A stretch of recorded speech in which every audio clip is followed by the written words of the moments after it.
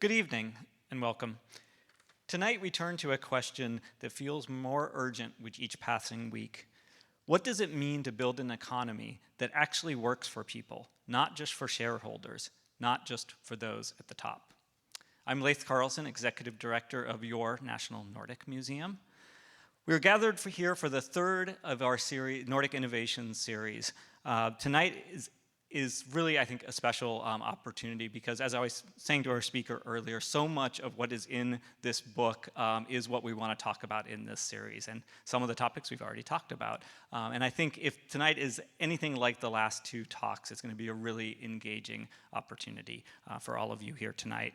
And if you haven't already marked your calendars for the next in this series, that'll be coming in July. And it's going to focus on building better cities, particularly cities for people.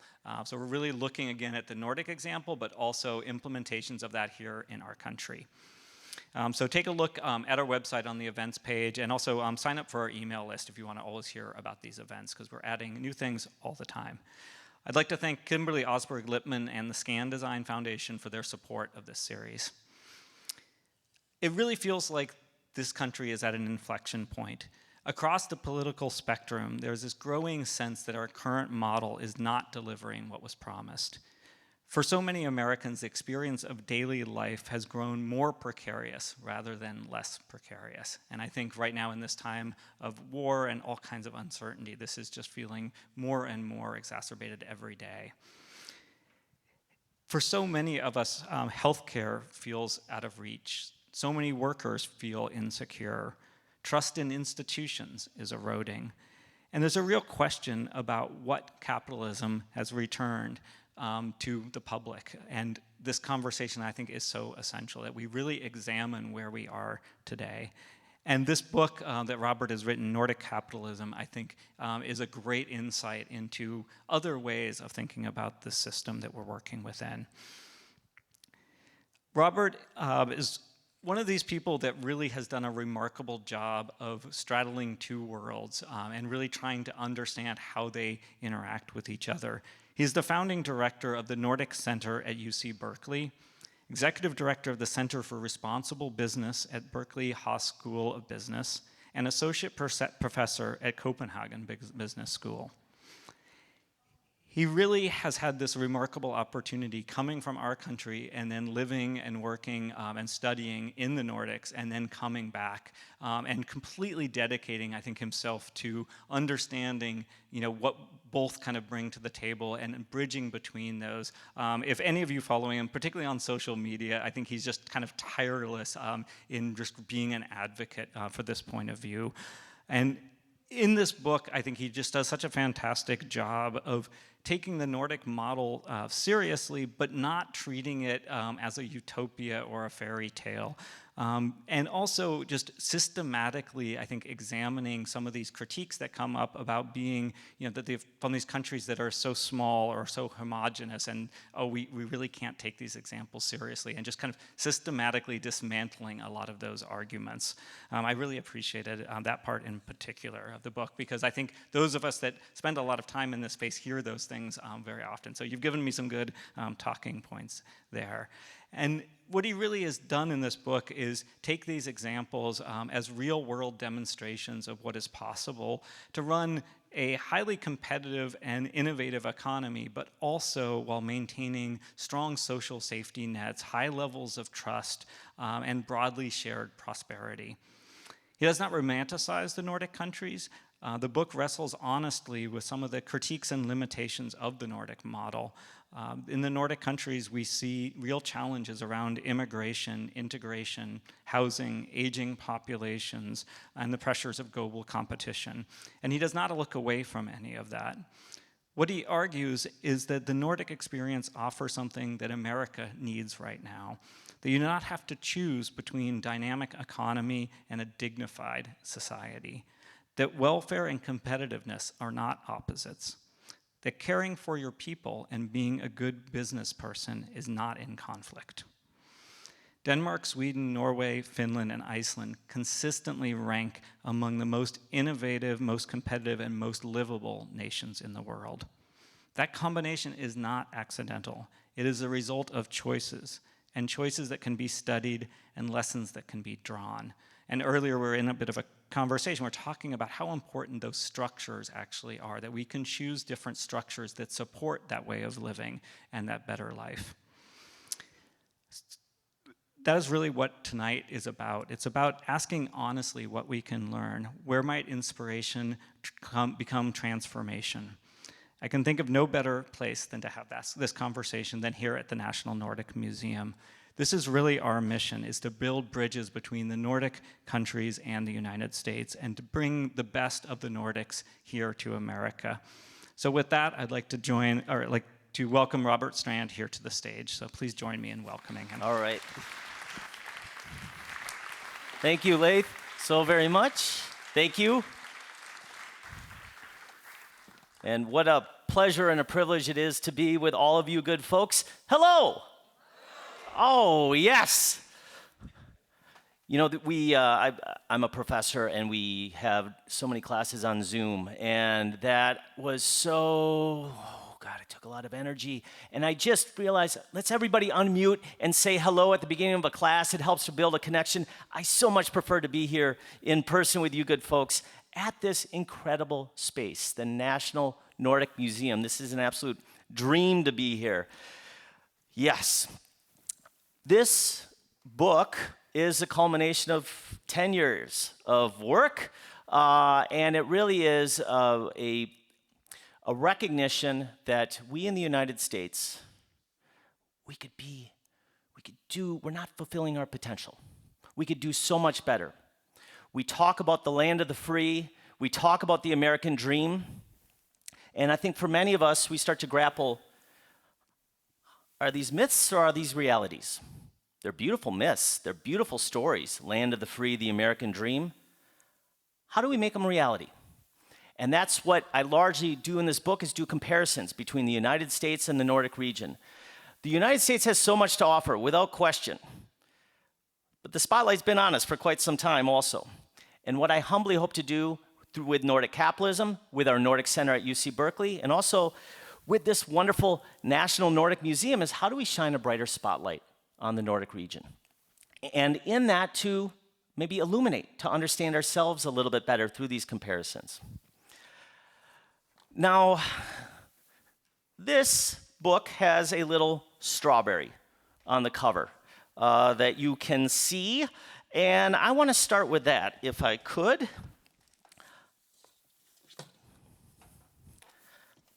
If you'll allow me, could I read? It'll take me about 3 minutes, but could I read? Thank you.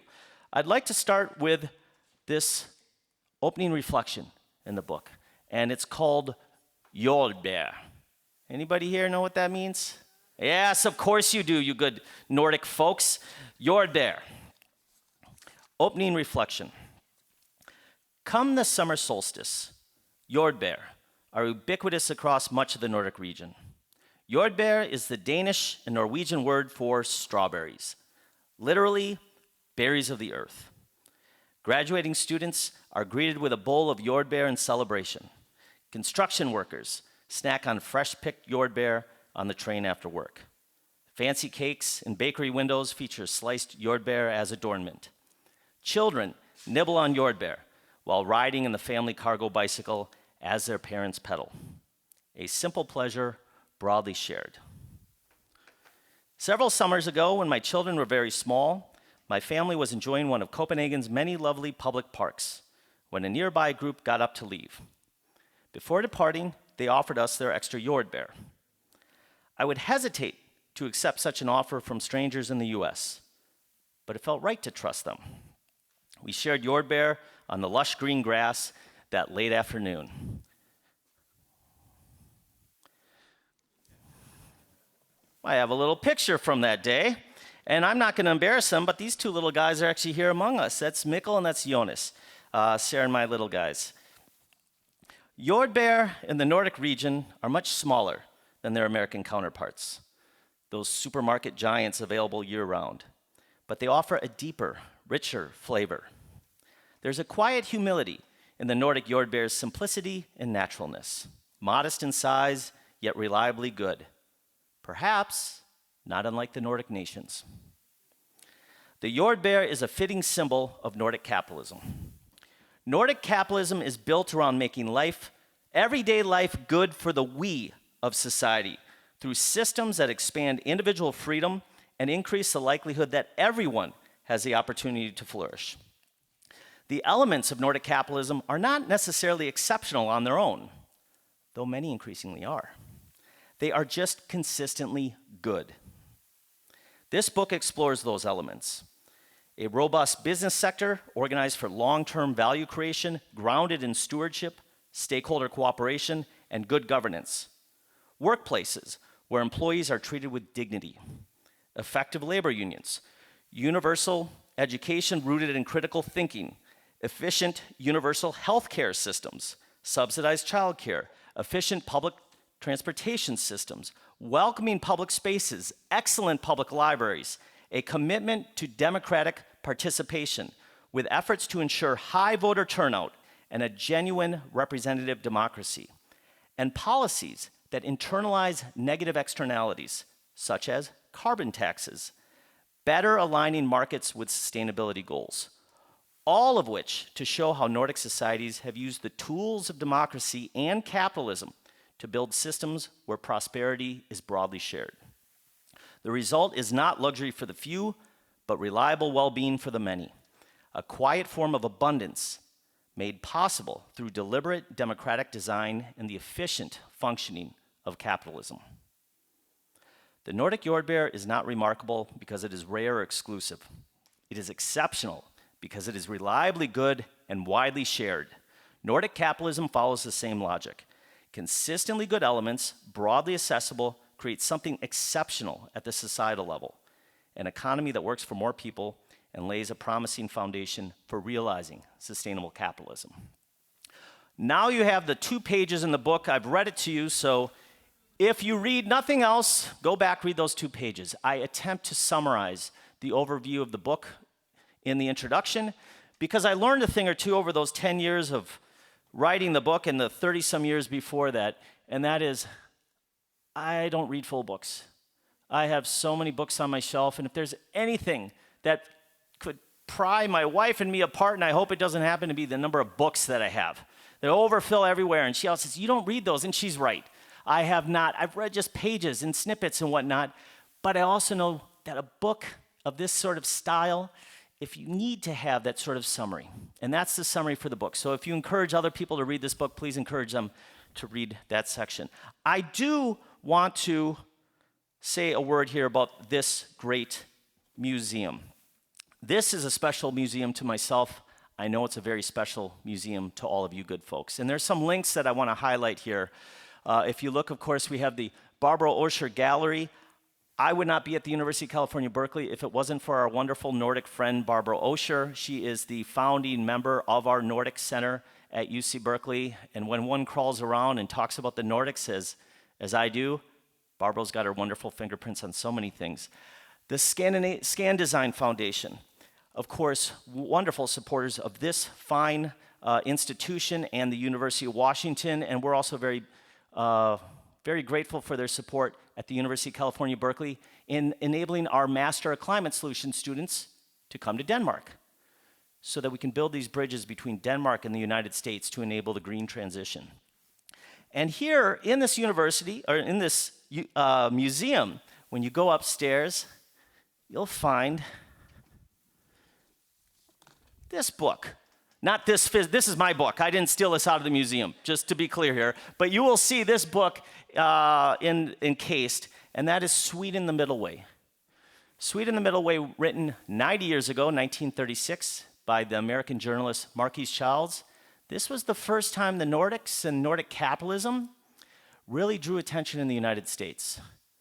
FDR sent a presidential commission to try to understand what are they doing in terms of having profitable companies, but they seem to have their democracies are functioning a little bit better. And the world was looking for answers. It was in the wake of the Great Depression. And I think today the world is looking for, and the United States of America is certainly looking for, answers and fresh approaches. I had the not so humble ambition that perhaps Nordic capitalism could become a new version of Sweet in the Middle Way, drawing great attention. here in the United States to what's going on in the Nordics. And finally then, last year you had a wonderful conversation, a talk with Pelle Dregsted, a parliament member from Denmark who wrote this book, Nordic Socialism. Did anyone go to that book talk here? All right, of course the front row. The A+ students, you all went to this. A fantastic talk and discussion, and if you peek on the back, I've got a little excerpt on here, I'll read it very quickly. Dregsted offers a thought-provoking exploration of the critical role of democracy in societal well-being. I agree with Pelle on most points in his book, except the framing. They can handle this word and roll with it in Denmark, but here in the United States, this is a boogeyman word. And I will be talking about that here this evening. So many things that the Nordic Museum is cultivating in these conversations about Nordic capitalism. I'm so grateful to be part of it now. So, Lāth succinctly summarized why I think this book, why I hope it matters. What lessons might the Nordics offer the United States at a moment of growing frustration and anxiety about the direction of American capitalism?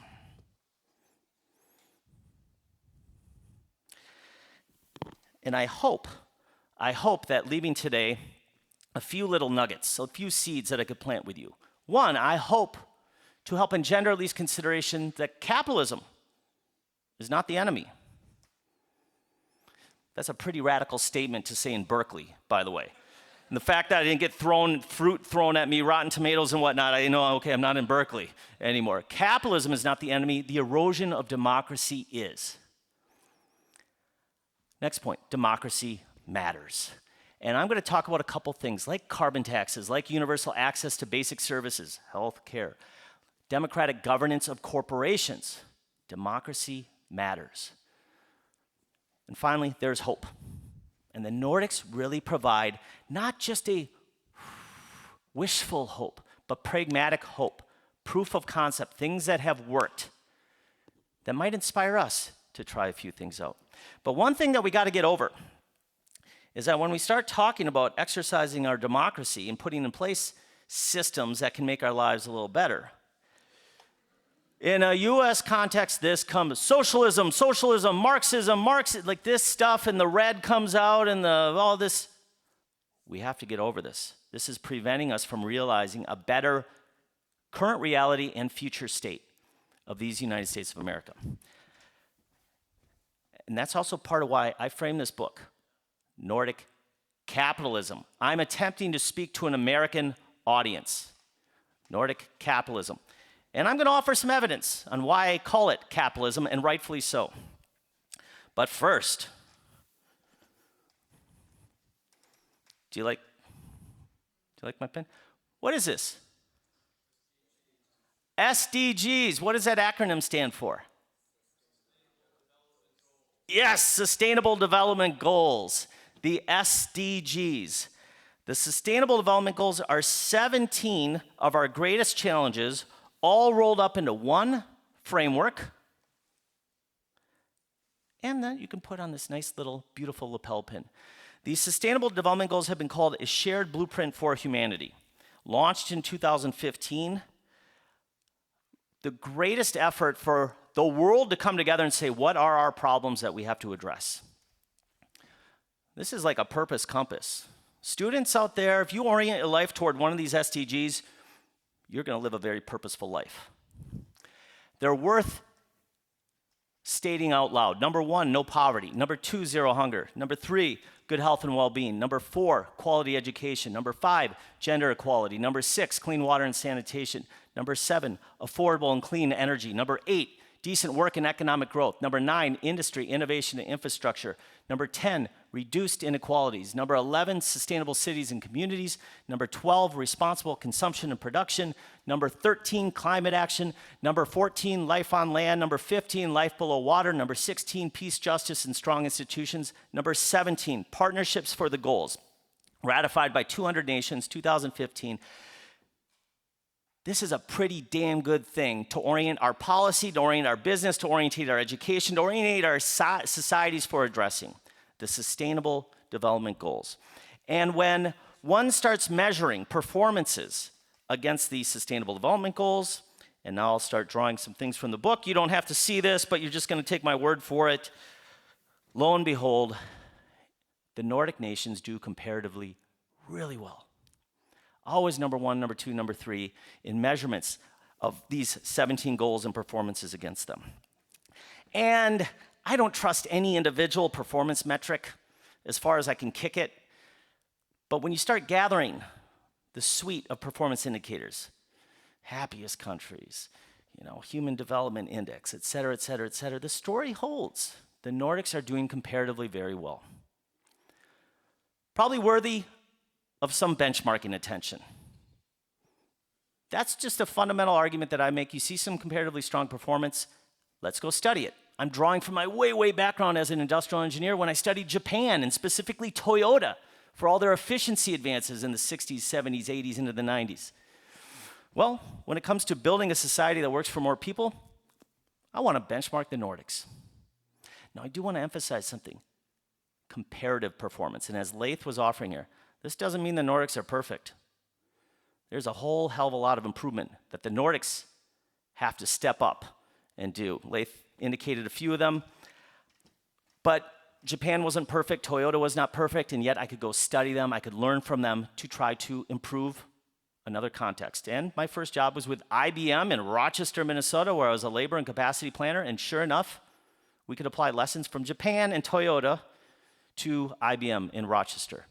And that's what I do, and that's where the Scan Design Foundation helps me do, is bring our American students to Denmark and Sweden, the Nordics, each and every year to do these benchmarking exercises firsthand. So, Sustainable Development Goals. Let's take a step back just a moment. Sustainable development. These Sustainable Development Goals are an expression, a practical framework to try to assess, are we achieving sustainable development? And when we talk about sustainable development, it also has deep Nordic roots. That's the former Prime Minister of Norway, Gro Harlem Brundtland, who chaired the Brundtland Commission, and in 1987, the Brundtland Commission developed this definition of sustainable development. And tell my students, you should never, I don't really care about you memorizing anything. I think it's kind of useless, except this definition. So I implore them to be able to stand with their eyes like this and then wave their hands and say, sustainable development is development that meets the needs of the present without compromising the ability of future generations to meet their own needs. Development that meets the needs of the present without compromising the ability of future generations to meet their own needs. I first encountered this definition 25 years ago as an MBA student, and it shook me, because I thought that's a worthy purpose. And here I was learning about how to maximize shareholder returns. Not that that's not important, but what's a higher order purpose? To what end are we trying to maximize shareholder returns? Development that meets the needs of the present, meeting the needs of the present. That's, yeah. Without compromising the ability of future generations to meet their own needs. This is what those Sustainable Development Goals represent. If we achieve those 17 SDGs, you can say we've achieved this definition of sustainability. And have we?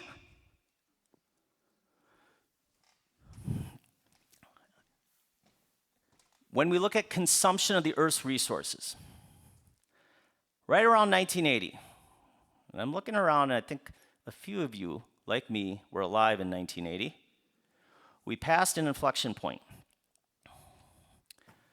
And that is that humankind, we achieved the capacity to consume more of Earth's resources on an annual basis than the Earth can produce on an annual basis.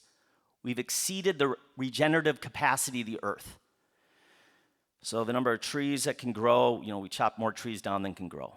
The water that the Earth's systems can purify, well, we're taking and tainting more water than it can purify. The carbon that goes up and can be sequestered by trees, by the ocean and whatnot, we're emitting more CO2 and CO2 equivalents than what the Earth can sequester. We have exceeded the Earth's capacity. So this alone is a statement that as of 1980, when we talk about development that meets the needs of the present, without compromising the ability of future generations to meet their own needs, we're violating definitely that second part.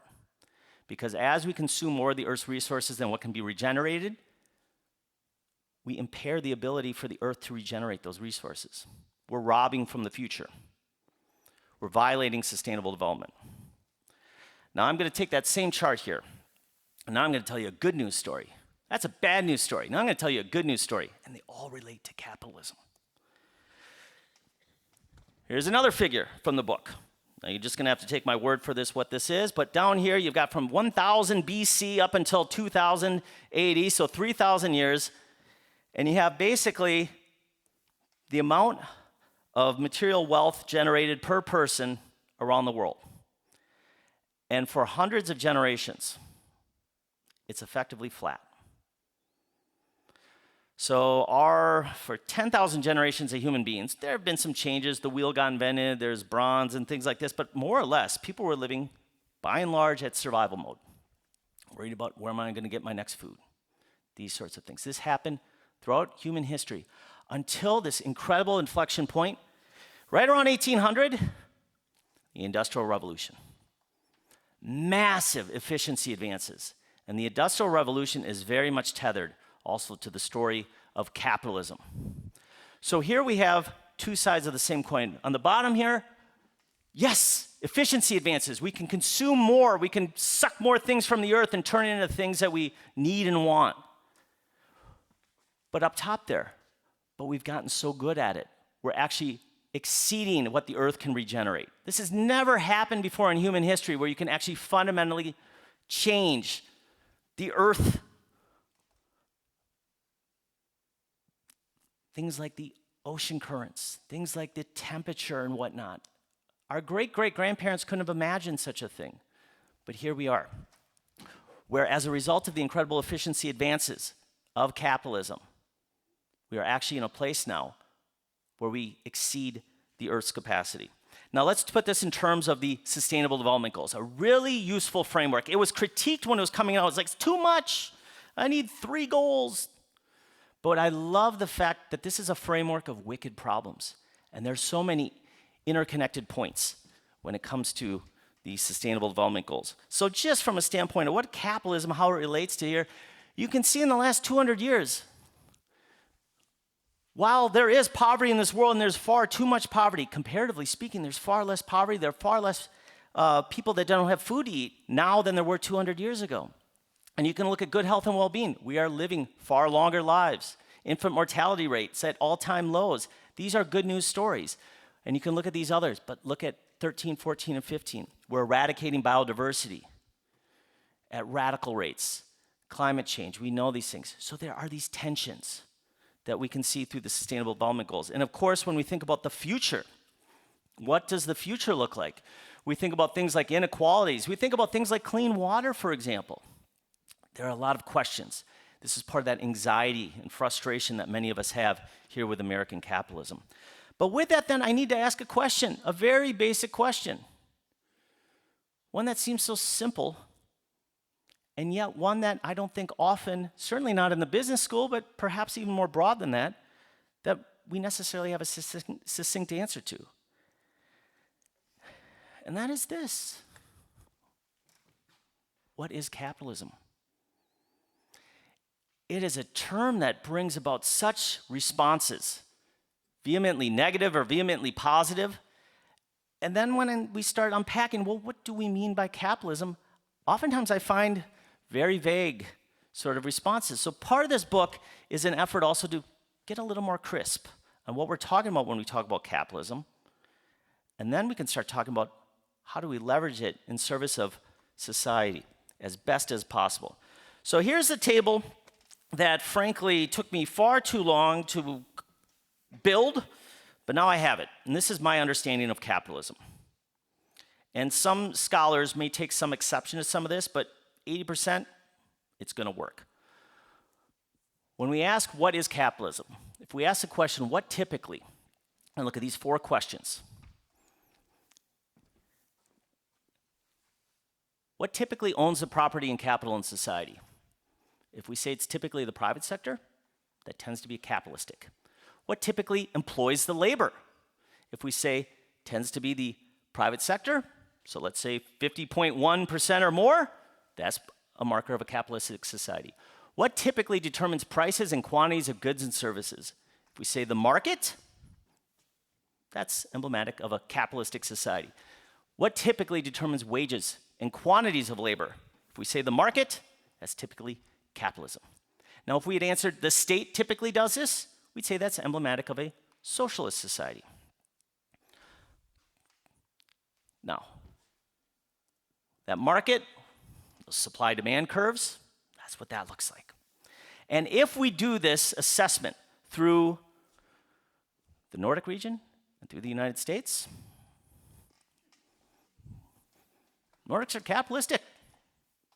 The Nordics typically, it's the private sector that typically owns the property and capital. It's the private sector that typically employs the labor. It's the markets that typically determine prices and quantities of goods and services. And it's markets that typically determine wages and quantities of labor. Is it different than American capitalism? You betcha. I'm originally from Wisconsin and Minnesota. That's one of our favorite expressions. You betcha. The other one is oofta. And I know you probably say that a lot over here, but my grandma Gladys would oofta every time she got out of her rocking chair. Oofta may, Bobby. What typically does these things? Capitalism. And that the Nordic region ticks all of those boxes.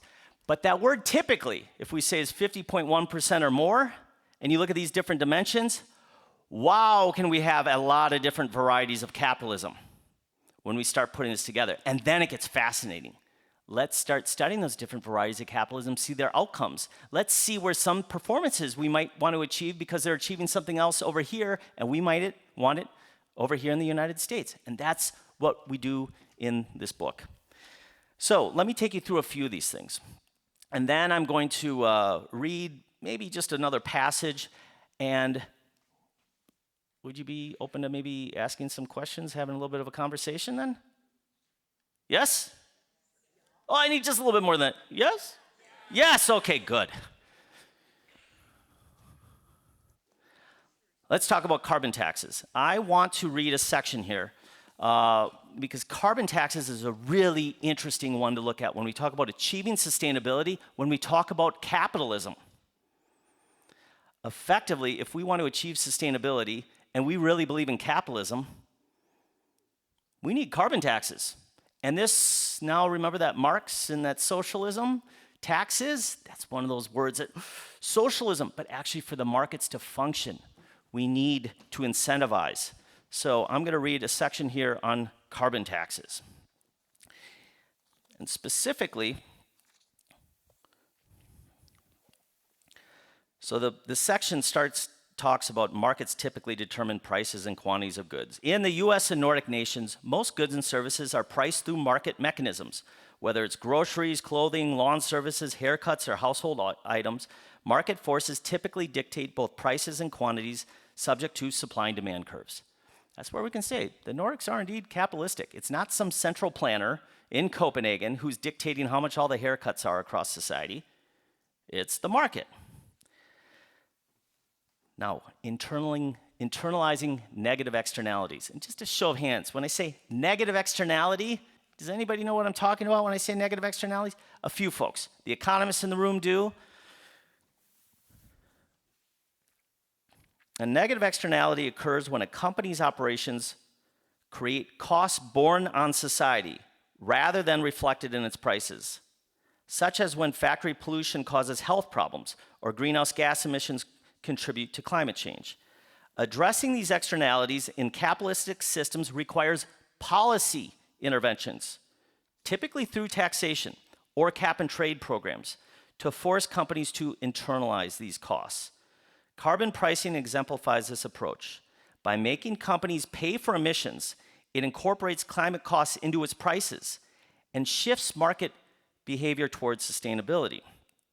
The Nordic countries led the world in efforts to address the negative externalities of carbon emissions. Finland introduced the first carbon tax in 1990, with Sweden, Norway, and Denmark following shortly thereafter. Today, the Nordic nations maintain among the world's highest carbon prices. Sweden charges $126 per ton of CO2 emissions, Norway $91 per ton. These carbon taxes create powerful market signals for innovation and emissions reduction. That's when we get capitalism working, because companies are trying to figure out, how do I profit from this? If I can actually produce more electricity with less carbon emissions, I actually can be more profitable. So you start getting some really positive market forces. In contrast, the US has struggled to implement comprehensive policies that internalize the cost of CO2 emissions. Even though 2/3 of Americans think the government should take more significant action on climate change, including supporting measures to tax corporations on greenhouse gas emissions, powerful lobbying by fossil fuel companies and other vested political interests has significantly hindered action. Here is where, if democracy is responsive, and the majority of us say we want to address climate change, if democracy is responsive, you get the policy. And that's what's happening in the Nordics. In the United States, our democracy is not as responsive, and arguably, day by day, getting less and less responsive. We can also talk about access to healthcare, childcare, education, paid parental leaves. These are the things determines prices and quantities of goods and services. In the Nordic region, they've come to a consensus across the Nordic nations to say, you know what? Markets are not really a good allocator of basic levels of healthcare. The market just doesn't do a great job there. The market's not a good allocator of basic levels of paid parental leaves. These are things where through higher income taxes, personal income taxes that people pay, and then they have access to universal levels of healthcare. So now that's in the domain of the state. That doesn't mean that Denmark is a socialist society now, because it's still typically across all its goods and services in society. It's still using market forces to determine these things in the private sector. But in this place, Denmark and the other Nordic nations have decided that the markets don't do a good job of allocating these particular things. So they pulled them out of the domain of the markets. That's a very pragmatic approach to try to understand where do markets work well? Let's use them. Where don't they work well? Let's figure out something else to do. And these are all examples of that. And just a little side note, and this is a thing that really surprises most Americans, particularly as I roll around in the business sector and talk about this. Across Nordic societies, when asked, you pay higher taxes. They do. They pay higher income taxes, personal taxes, than we do in the United States. Do you feel satisfied paying your taxes? 80+% of Nordic citizens will say yes. Why? It's not because they want to pay taxes. Just like, I didn't want to pay for this coat, I'd prefer to get it for free. But I got this coat at a Danish Loppe-marked, and I paid roughly $20 for it. I feel pretty satisfied paying $20 and getting a nice coat like this. Similarly speaking, the services in Nordic societies like healthcare, like paid parental leaves, like subsidized childcare, those incremental income taxes that people pay, they feel they get more value for their services. And if we take a step back and look at a societal level, my background is as an industrial engineer. I love efficiency. Denmark, Sweden, roughly 9-10% of their GDP, gross domestic product, they spend on healthcare. Do you know what that number is in the United States? 18%. Who said that? Amazing. 18%, spot on, and increasing. And are we getting better outcomes in the United States for spending 18% of our GDP on healthcare versus 10%? No, we're not. We should all be mad as hell. I'm mad as hell from an efficiency standpoint. I'm also mad as hell because that also means 4 million children in the United States don't have access to healthcare. Do you know what number of children it is in the Nordic region that don't have access to healthcare? 0, exactly. And the final point that I'll make on this too is it doesn't mean that the state has to do everything in healthcare. You can still buy supplemental insurance on the private market for healthcare in the Nordic region if you want a fancier doctor or something like this. That's a pragmatic approach, an absolutely pragmatic approach. Minimum wage.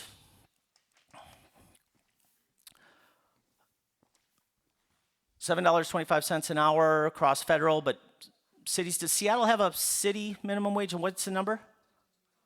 $22? $21.90. Interesting, because that is about what a McDonald's worker in Denmark earns on an hourly basis. It's about $22 an hour. Do you know what the minimum wage is in Denmark? They don't have one, exactly right. The markets function. In the US, I might say we're a bunch of socialists because we have to have a minimum wage law. In the Nordics, you don't need one, but why is that? It's because power is sufficiently dispersed. Why? The Nordics also are home to the world's strongest labor unions.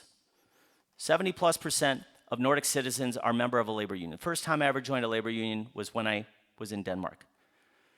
And through collective bargaining and whatnot, you don't need minimum wage laws because power is more dispersed. And that's also, if we say that we like markets so much, there are reasons that we have to have anti-monopoly laws, because for markets to function, you need sufficient dispersion of power in society. That's another way of saying you need some democracy. Democracy at its core is about dispersion of power. One person, one vote, that's an expression of dispersion of power. That's how markets work as well, is through sufficiently dispersing power. So everyone's a price taker and nobody is a price maker. Corporate ownership and democratic governance. Here's where, in a capitalistic societies of the Nordics, you can have private ownership, the private sector owning companies, but they behave very differently. You have cooperatives that are very influential and very large. So Co-op, for example, in Denmark, the largest retailer, it's a cooperative. That's the private sector owning it. It's still capitalism, but under very different governance structures, much more democracy. And we can look at things like enterprise foundation ownership. I had never heard of these things, but companies like Novo Nordisk and Carlsberg are privately, you can buy stock on the stock market. You can, if you have a little bit of money, go buy Novo Nordisk stock. It's great stock. If you held it for the last 20 years, you'd be very happy about it. But they have a radically different structure than the American publicly traded corporation. And what is that? This enterprise foundation, the Novo Nordisk Foundation, owns a majority of the voting rights for Novo Nordisk, the company, and they hold it in perpetuity. I also had my 10 years in corporate America. I spent a lot of time in investor relations also. The pressures from Wall Street for the next 3 months of earnings was so intense. Novo Nordisk doesn't have that pressure because their owners hold the majority of the voting rights in perpetuity. And the final thing, now this is just kind of a, throw it out there, because it is so radically different. And when we talk about who owns the property, who owns land, for example,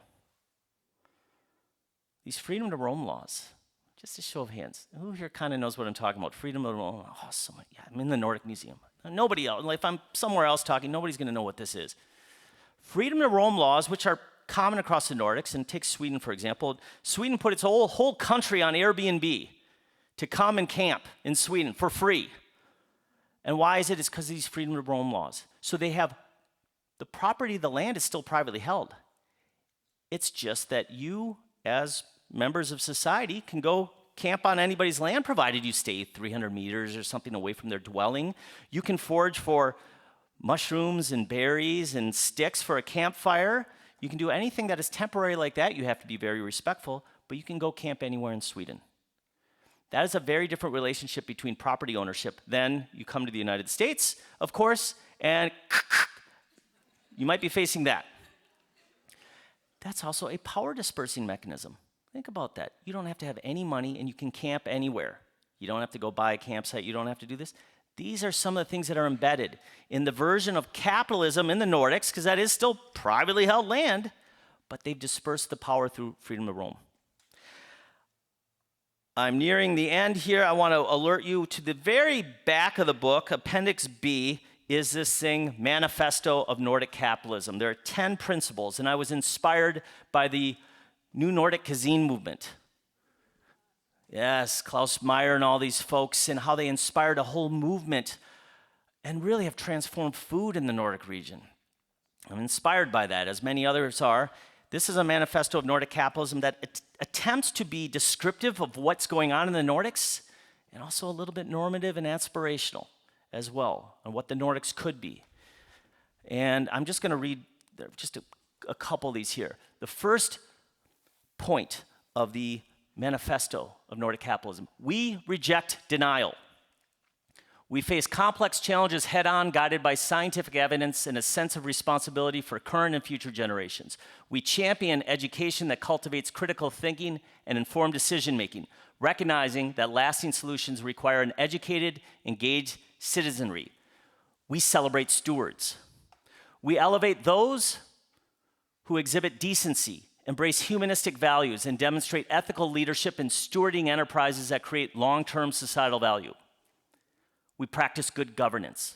We build trust through transparency, accountability, democratic processes, and stakeholder dialogue, shaping institutions that serve the interests of society. Bottom point here, we anchor capitalism in democracy. We see capitalism as a tool to serve society, not an end in itself. We disperse power in line with democratic principles. And the final point here, and this is an embedded critique of the Nordics and frankly all so-called developed nations in the world. We aspire to live within planetary boundaries. We embrace our responsibility to live within the Earth's limits and to demonstrate that it is possible to meet the needs of the present without compromising the ability of future generations to meet their own needs. Though small in scale, the Nordic nations show what can be done, offering examples to inspire action well beyond their borders. We commit to the ongoing pursuit of sustainable capitalism through continued cooperation across the Nordic region and willing collaboration with partners worldwide to secure lasting peace and prosperity. And I'm going to conclude here before I open up for questions with the final 3 paragraphs of the book, if you'll allow me. Yes, thank you.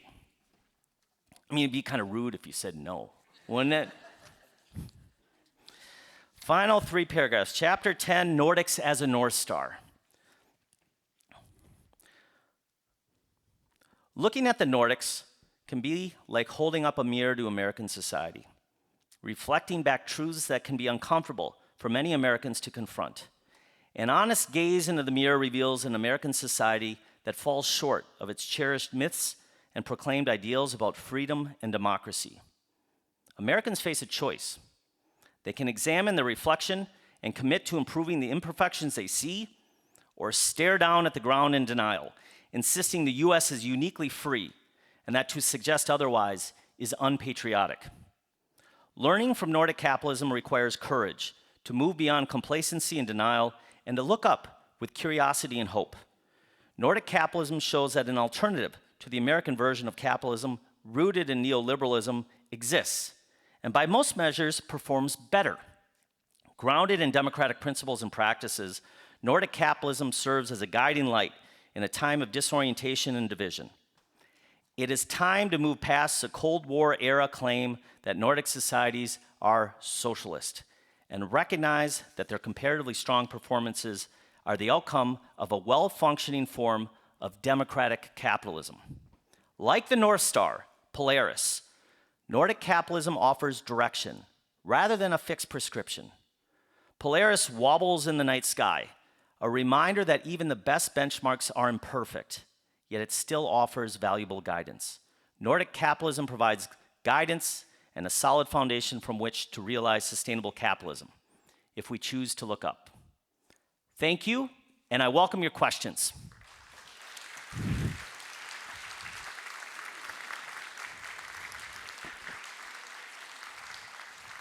And we have a kind runner of a microphone here. Would folks, if you are interested in offering a question, would you kindly raise, or a comment, a reflection, would you raise your hand? Way up in the front. Of course, the A+ students. Not to say that you can't earn A+. My family's in the very back there, by the way, so I can't give you a bad grade. But, and if you would be willing, if you'd say your name, if you wouldn't mind. Not. Sure, my name's Kevin, and thank you very much for that amazing talk. And you presented how the Nordics have this sort of enlightened capitalism, and they have a governmental system where you have health care, paid parental leave, child care, stuff. But they also have some of the lower birth rates in the world, like Sweden or Finland is 1.4, which is almost as low as Japan. How sustainable is what they have going, where you have a society that has a shrinking population and very low immigration? Yeah, great question, and I think you're also hinting at a need for these societies, and they're not alone in having low birth rates, of course, but a need for robust immigration to address this. Let me respond in a perverse way. You said it's 1.4 births per woman in Finland, roughly speaking? Okay. What do you think it would be if they didn't have universally subsidized childcare, if they didn't have paid parental leaves, if they didn't, that it definitely would be lower there. So there are some issues that Finland is dealing with, but I think that having these systems in place is only supportive of that. Now they need to address, like many so-called developed nations, really good immigration policies as well.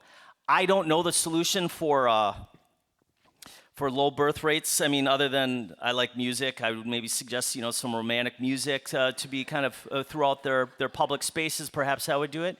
I don't have a good answer for how to actually increase that here, but I do know that their policies are only supportive of, well, there are things you look at here in the United States and the lack of affordability and why people are not having children, child care expenses, all these sorts of things are only suppressing it.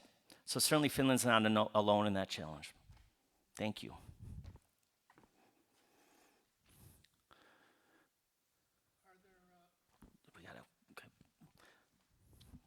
Oh yeah, thank you, Andy Nestingen. Thanks for the stimulating, energetic talk. I really enjoyed it. My question is not about the Nordics, but about the United States. You know, you've kind of framed your talk about the U.S. You talked about Americans and so forth. Obviously, this country is 30 times, 35 times the size of Sweden, which is the largest Nordic country. I wonder if another framing might be at the state level. There's many U.S. states that have made a memorandum of understanding with the Nordic countries about specific kinds of technical and business cooperation and other things, and it seems like many states have followed Nordic policy making. For example, I think 13 states have paid family medical leave acts and so forth. It's with our federal politics, it seems like a smart play might be to focus on state level reforms that model Nordic policies, and I wonder if that framing might be, is that part of your book, and what do you think of that particular perspective? Thanks. Thank you, Andy. And this is that reason for hope. I think this is a great point. And Andy, many of you know, is a professor at the University of Washington, Scandinavian, and he very kindly offered a comment. I won't embarrass you and read it on the back of the book here, but Andy was there for me. This book took me 10 years. And I went through some waves, and there were some down times where I never thought this could get published, and that fine individual over there put wind in my sails when I needed it most. So, Andy, thank you. And I think your framing is spot on. It gives me hope that, you know, the typical U.S. state, typical, if we say average, looks a whole hell of a lot like a Nordic nation. I'm from originally Wisconsin. It's like the 22nd largest state in the U.S., roughly 6 million people or so. Minnesota, I lived in Minneapolis for many, many years. It's about the 20th largest state.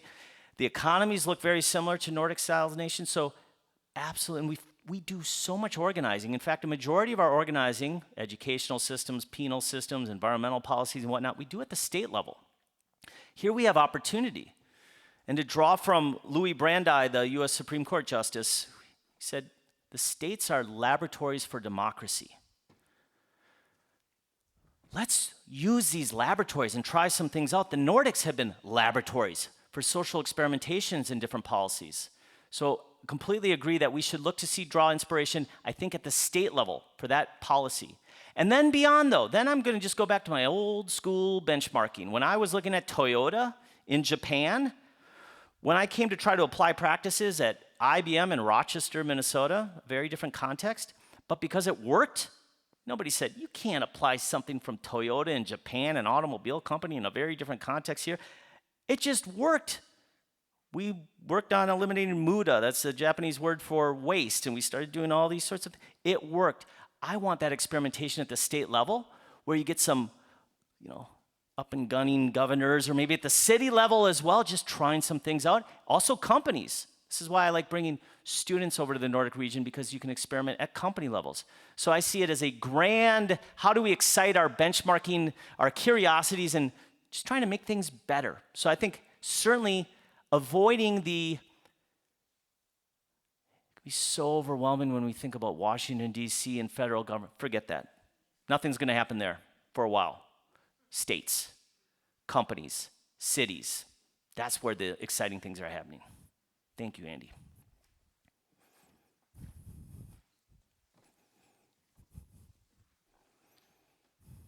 Hi, thank you for this excellent talk. My name is Leisha. I'm in healthcare, so I know about Toyota Lean. Yes. Right, because we tried to be more efficient in healthcare. But it seems in the United States that there are two industries that have caused quite a bit of harm but have so much power, and that one being fossil fuel industry, another the gun industry. Do you have any thoughts or suggestions on how we can turn that around in Yeah. a democratic way?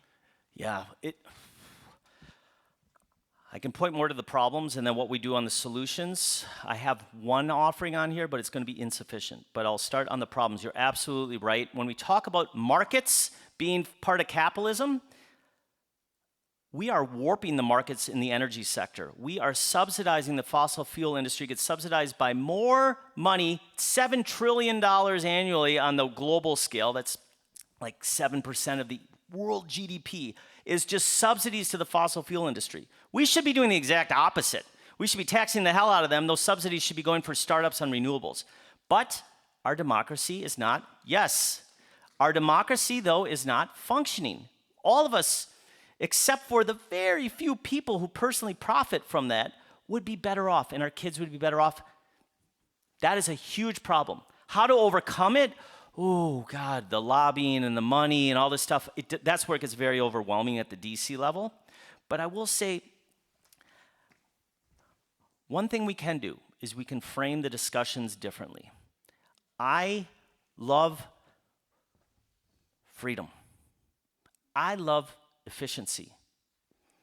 I see so many benefits of this thing, capitalism. I'm trying to see how do we frame discussions to say, you really like freedom? You really like efficiency? Subsidizing really inefficient industries that are frankly kind of crappy jobs and certainly not going to be good jobs for your kids, that's not a good way of achieving it. So how do we redirect that? You also said the gun lobby. This is something where I also look to the Nordics because maybe they can be part of us having a more mature conversation in the United States of America. I grew up in Wisconsin. Not a lot of people in Berkeley grew up in a small rural area like I did. I will shock some people, say, I used to own guns. I had a 20 gauge shotgun. I had a 22. I loved clay pigeon shooting with my dad. It was fun. I would not have a shotgun and a 22 in Berkeley, California, very different context. So I understand why those people in Berkeley are like, oh, how could you possibly have a gun? Be like, well, you used it for doing these things out on a farm. I mean, it's a very different sort of context. I hope we can start to have a little bit more of that kind of understanding, and I think the Nordics can help us because some of the highest rates of gun ownership in the world are in Finland, for example. Now, they don't have for every 100 American citizens, we have over 100 guns. It's 129 guns for 100 citizens. Finland, it's more on the lines, last I checked, I thought it was like 30 to 50, something along these lines. Still substantial. But we can learn from that and say, I'm not talking about taking your guns, but how are we responsible in how we have guns? And I really like talking about questions of freedom. And here it is where you talk about freedom to own an automatic assault weapon. It's really, you got a lot of freedom to do that in the United States. But what about the freedom of our children to go to school not being scared? And so talking in terms of freedom, I think, can be helpful for us to understand and unpack these. Thank you. Hello, my name is Morten Larsen, and thank you for a very engaging talk. My question, so yesterday, I believe it was, the Wall Street Journal has had an article about how Sweden learned to love capitalism. And as I was reading the article, I was realizing what they probably were talking about was not how Sweden learns to love capitalism, as you already pointed out. They have always been a capitalistic economy. But what they probably were doing was altering the condition of the welfare state. And I was wondering whether that's not kind of like the same thing when you're talking about that perhaps a more productive way of framing this is how do we want our welfare states to function more so whether we want capitalism or not. Yeah. Yeah, I think it's a good, if I could flip that around, what are we trying to achieve? I mean, I think it's probably a welfare, that word, you know, that's a tough word here in the United States. I like when people talk about the Nordics as being well-being states. That framing, I think, is a much broader. But Sweden is such a useful example, particularly when it comes to the, now I'll use some pejorative terms, the oligarchs in the United States. I'm in Silicon Valley, and there are a lot of folks that it is a crazy amount of wealth. I've never experienced anything like what these people have. And a lot of really folks that are very open about hating democracy, frankly. I'm the smartest guy in the room, I should be able to run things. I like to talk about Sweden in the late 1800s, and the French economist Thomas Piketty called Sweden the most unequal society in the world in the late 1800s. Your property ownership determined everything. And it's a very different story than when we think about, egalitarian Nordics. But those capital owners in Sweden, it wasn't out of the altruism of their own heart, but they looked around and they saw, revolutions and capital owners getting their heads cut off. And I am not calling for any sort of bloody revolution in the United States, but if I talk to these oligarchs and say, look, if you want to avoid the likelihood of one, look at what Sweden did. They figured out how to have at least a degree of shared prosperity across society through things like encouraging strong labor unions that could have collective bargaining with the capital owners, and then brick by brick, not all at once, but brick by brick, building what we know as the Nordic model today, trying a few things out. Oh, maybe we'll try and see if somebody gets hurt in a factory. We don't want their widows to be in the streets, so maybe we'll give a little bit of pensioner security here. Maybe we'll start trying with healthcare. Maybe we'll start experimenting with policies for children. And if you fast forward, those, frankly, oligarchs of the time in Sweden in the late 1800s, their great-great-grandkids and great-great-great-grandkids are far better off in Swedish society than if they had tried to hold on to power and try to kill the labor movements. So I think that there are some historical examples to try to say, if you want a better society for your kids and their kids and their kids, capital owners, oligarchs, you can learn something from the Nordics. And Sweden in particular is a unique story for that. And thank you for pointing that out. I haven't read that article. You said yesterday in the Wall Street Journal, roughly speaking? Thank you.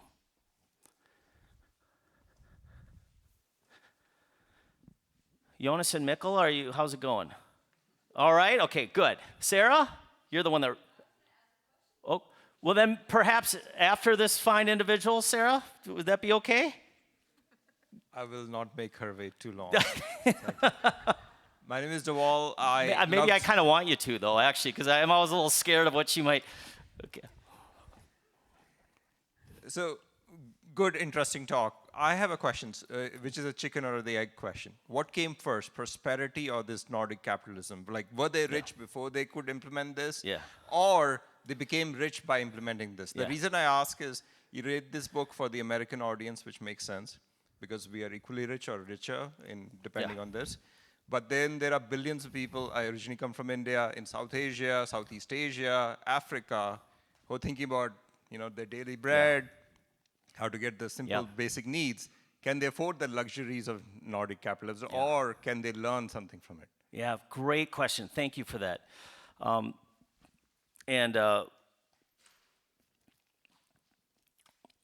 David Brooks, the New York Times journalist, wrote a piece in 2020 called "This is How Scandinavia Got Great." And it was a good reflection of what a lot of the scholarship discusses.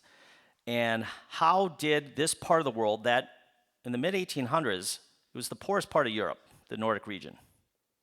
And how did they get to this level of prosperity? Yeah, what kind of, what led there?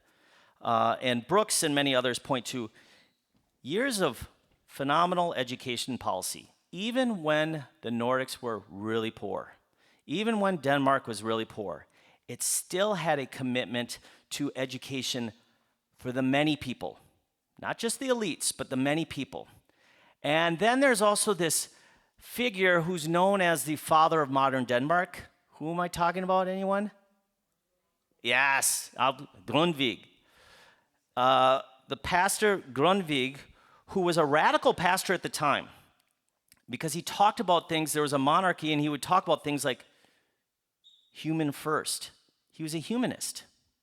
And what Grundtvig and many others across Denmark helped to do is set up these things called folk schools, people schools. And they were very, very modest, often out at the farm, and the farmers and the kids would learn about agricultural practices, but then they also learned a little bit about literature and the arts. And then they also learned about this thing, democracy, because Denmark was going through a transition from a monarchy to a democracy, and they recognized we better have people that could actually handle this sort of thing. So this is still when Denmark was very, very, very poor, but an emphasis on good scholarship, on education. And it didn't take that much money, but what little money they had, they invested in this. And you build on that, you build on that, and you have a very educated citizenry, and you build on that year after year after year, and then you start doing things like establishing cooperatives came out of the folk school movement. So a different form of how can we actually structure where the people, the farmers that are producing our products aren't getting screwed over by the Brits buying our bacon and whatnot. We actually, through cooperatives, actually have negotiating power. And this was all born out of the folk schools and this education. So if there's one thing that I would say to invest in, it's always good quality education accessible for all. You don't have to be paved in gold, sort of Harvard, Stanford, fancy places. You can do it out in a barn, but you got to make sure that you're doing it for everyone has access to it. So education, that's what came first. The prosperity thereafter. Thank you. Could my wife, because I'm going to be scared if she doesn't get a question in here. Now you're starting to get a glimpse into our personal life. I'm trying to get a bunch of folks on my side here. So okay. this will disclose that I have not read I'm the sorry, book. your name is? Oh, I'm Sarah. Oh, hi, Sarah. And this will, full disclosure, I have not yet read the book. So this question, one thing that I'm struck by is just, in America, we feel very tribal right now. We feel like it's all about winning and losing. And you're a winner and you're a loser. Yeah. And really on both sides, I see that. And sort of as a cultural, a way we're behaving as a culture. And I just wanted to ask how cooperation fits into the Nordic model, and how cooperation, how maybe you discuss cooperation in your book, and how they've built a society possibly where cooperation is really valued and coming together. Because for me, that feels really necessary right now in this country. Yeah, thank you, Sarah, and I can also attest to the fact that she hasn't read the book. I see where the bookmark is in the book, and it hasn't been moving down the pages all too often. And I see so many other books coming in on that nightstand also, and I'm like, but why don't you? It holds down all the other books so they don't blow away. Because, the winning. What is winning? And I think Anu Partanen, who wrote The Nordic Theory of Everything, fantastic book, Finnish journalist who came to the United States, and we live kind of parallel but opposite the Atlantic lives, where she's a Nordic citizen coming in, examining the Nordics from living in the US and then going back, and I'm from the US and living in the Nordics and then going back and forth. And Anu talks about how she just felt so much loss of freedom when she first moved to the US, and it was because of healthcare. And she started asking questions. What is success? How do we measure success? This is wildly important. Is success GDP growth rate? Is success, shareholder profits? What is success? And this is where I get drawn to the Nordics, because some of these measurements are more holistic indicators. The Sustainable Development Goals Index, as flawed as it is a comparative measure of societal well-being. So how do we reorient our views of success to say a well-being? There's some small things that we could do. A small thing, if we want to stay in the economics, and I'm sensitive to language, so maybe let's not get too radical and talk about happiness, although the Nordics do, but let's talk about income.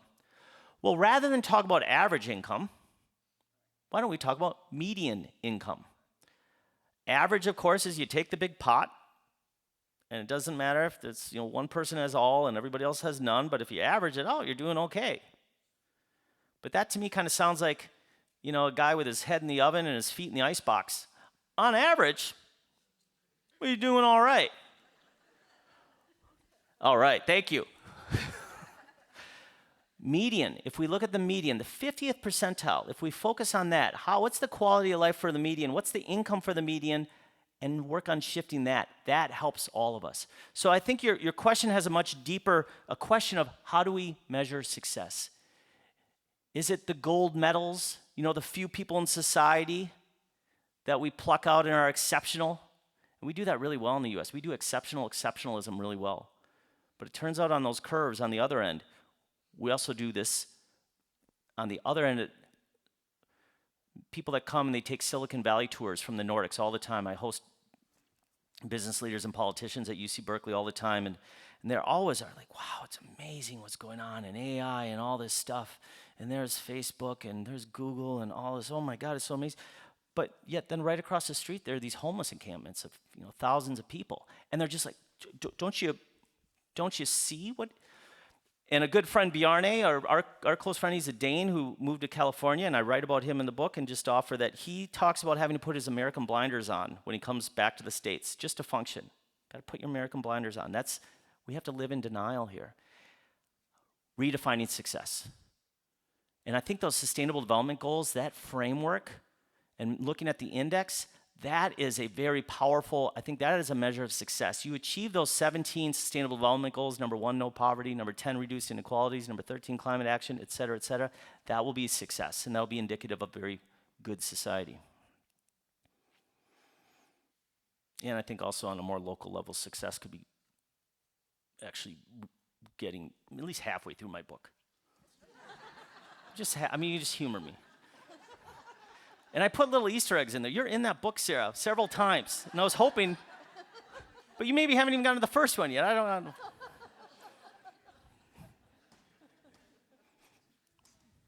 All right. Hi, my name is Grace. And hopefully this question builds on your question a little bit. It feels really tricky and a little bit hopeless right now to trust a lot of our institutions in America, whether that be schools or churches or the government. And I would just be really interested to hear your thoughts on how that trust or lack of trust in those institutions impacts us adopting some of these Nordic capitalism ideas that we've been talking about. Yeah, it's a really important observation, and frankly, it is a deflating observation as well. Trust has been called the Nordic gold. There was a Nordic Council of Ministers report out from just under a decade ago that was titled that, Trust, the Nordic Gold. And then you kind of flip that around here and you say, do I trust my government? Do I trust? Here's a suggestion though, we know that trust is radically important. So we have to work on repairing trust. We always have to work on building trust. And typically it's best to do it at the most local levels and then go from there. So our schools, getting involved there at the PTA or the school board, universities, our public universities are the American dream factories. They are what made America great in the 20th century in terms of social mobility, educating a population, in terms of innovations. Universities like the University of Washington, the University of California, Berkeley, the University of Wisconsin-Madison. So putting our effort into supporting these great public universities, getting involved in them. I'm inside the University of California, Berkeley, and I can tell you, I trust UC Berkeley because I'm in it and I see the good work that's being done. I see the opportunities of students that are first-generation students. Their parents didn't go to college, and now they have opportunities. We were part of that. I trust that, and that I'm committed to really leaning into that. So I think it's important for us to not be naive, to look around and to say, there are some really concerning things, certainly at the federal level, and erosion of trust. But then how do we, perhaps going back to the state level, to the city level, to the more local level? And the final thing then I'll say on that also is, in terms of policies that we can draw from the Nordic region. Chapter 10 in my book, I have 10 lessons from the Nordics. I think there are many more, but these are 10 lessons that I've drawn. One of those lessons is to fight for universally subsidized childcare. That could be at a city level, that could be at a state level. This is something that the Nordics have proven out is radically important for freedom of parents and children, but also for a productive, engaged workforce in society. And it's particularly good for small and medium-sized businesses. Because if you have 5 people that you employ, and one of them goes on maternity leave, and then because childcare is so damn expensive as it is in the United States, they're like, it costs me more to work than it does to have my kid in childcare. And that's the case for many people, and especially women in the United States who then pull out of the workforce, didn't want to, but pull out of the workforce. So this is also a call for how can we encourage, I want experiments in subsidized childcare, because trust, I think that childcare facility is one of the best places anywhere you can build trust, because it brings people together for a common project of their children. And when we subsidize childcare and ensure that everybody has access, then you have the CEO of the company, the janitor of that place over there, and an unemployed person. Their kids are all at the same childcare facility because of subsidized childcare, which it is in Denmark, for example, at 90%. And all of a sudden, that CEO doesn't see that unemployed person as just lazy. They actually get to know them, and they care about their kids. That's how we build trust. I think we build trust through our children. That's one mechanism to build trust, is through our children. It's a great question, but don't give up hope. And that's, the quote comes to mind, hope is a discipline. Hope is a discipline. Hi, Robert. I'm Abhinav Gupta. I'm a professor at the University of Washington here in Seattle, and I lead a class on sustainable business all through Denmark, so it's nice to connect with you and really enjoyed your talk. So in the environmental sustainability space, I totally see your argument, and I think I take students and we sort of wonders how is this model achieving the results that it does. In the education space, I thought I had more of a mixed sentiments because I don't think there is a university in the Nordic region that is as amazing as University of California, Berkeley, right? So I viewed that as almost a trade-off, is that they've made education broadly accessible to everybody, and it has amazing results that you have this informed citizenry that makes good choices in the political domain, but it comes at the progress that American universities are able to achieve. I think that's part of it, is just the autonomy that is granted to American universities is kind of unparalleled. I think every other country sort of meddles in the university's business in a way that's kind of counterproductive overall. So my broader question to you is, as you sort of did this book and thought about it through your teaching and scholarship, do you feel like, I think your talk had this effect that you move towards a Nordic model and good things will happen. Is there another way to ask this question? Would moving towards Nordic model require giving up, making some sacrifices of things that we cherish and desire, but those sacrifices would be worth it? Is that something you could think? It's a really interesting question, I'll say, and thank you for that. And I look forward to engaging with your students in advance of their time in Denmark. Let me start on a strange level. The people that, hate's a strong word, but dislike me the most, many of them are from the Nordic region and they're in Silicon Valley. And why is that? Well, I couldn't fly high.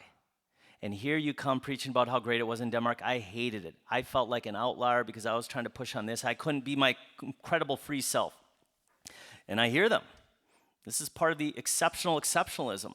We have a place for you in the United States. Absolutely. And the folks that also come and say, I want to be a billionaire. I could not do that in Norway or Denmark. I could be a millionaire, but I want to be a billionaire. I've encountered those folks. And more power to you. By all means, live your dream.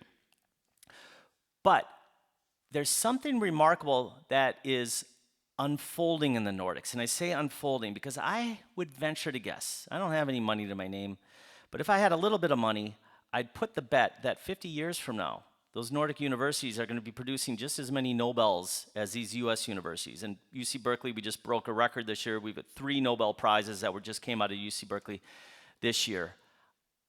Doing things consistently well over generations results in everybody doing a little better, and you get even some more exceptional folks. So let me just say why I'm betting on the Nordics 50 years from now. If we look at Norway in the Winter Olympics, more gold medals than anyone else, and that's been kind of consistent here. It wasn't always the case. They've done kind of well, but what is the secret of Norway? When they go and study, when the Americans went and say, this was a couple Olympics ago when Norway won more gold medals, and then all the Americans like, we got to go study what they're doing. And what do they find?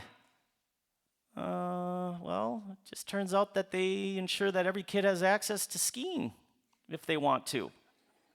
Similar to chess, just make it accessible. And it wasn't anything like special paved in gold, it was just access. Everybody has access.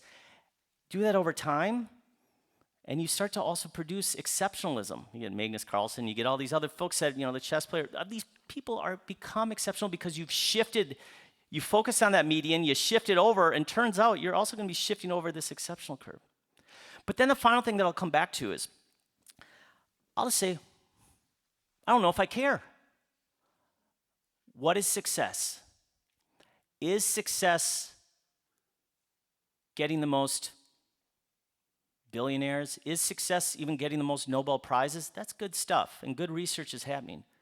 But what if we measure success that the society is educated and everybody who wants an advanced degree can go get it, and it doesn't depend upon the wealth of their parents, but everyone has access?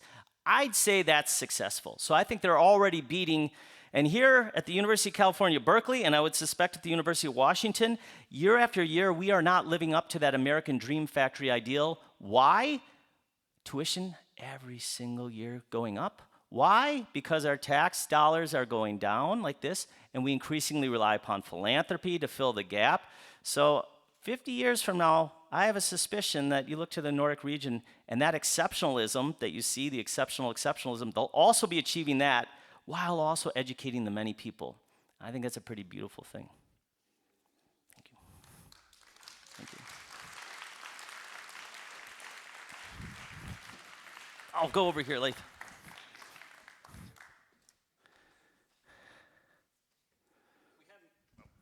We hadn't planned it that way, but I think that is a perfect way to end this evening. Thank you so much for that. I think we could go on for a long time with more conversation. Thank you. But, Thank you. Thank you. So thank you for tonight. Please do check out his book. We have copies available, but it's also available free as a download as well. So I just love that ability to make it accessible. So thank you for that as well. And do check out the remainder of this series throughout the rest of the year and into the following years as well. So I think these have been all fantastically engaging conversations. So thank you all for coming out for this tonight, and thank you. All right, thank you, Lāth. Thank you, everyone. Thank you.